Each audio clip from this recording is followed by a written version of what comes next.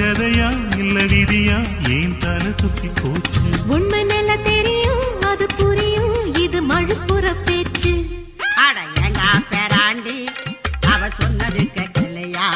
நான் சொல்லி தரேன் வழியா தென்றலுக்கு தெரியுமா தெம்மாங்கு பாட்டு